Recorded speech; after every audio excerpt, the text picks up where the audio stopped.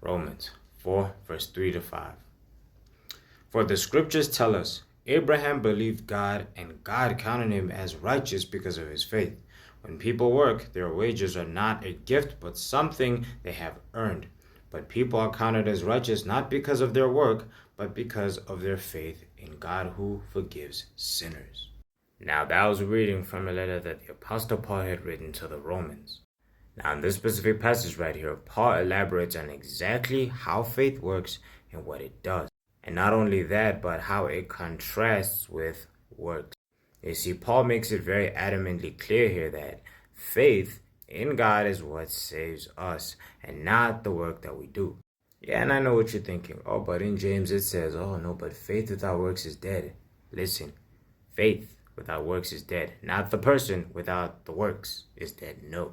You see, James makes it adamantly clear that it is your faith that has to produce the work, not you forcing the work because you think you're righteous. It says in that same passage right there that we are justified because God's work is the one that has saved us. And it also says in Ephesians 2, verse 8 to 9, that it is salvation that comes from the grace of God and not because of our own works, so we shouldn't boast about it. Paul even goes and quotes scripture and says, Abraham was counted as righteous because he believed in God. His faith in God counted him as a righteous man.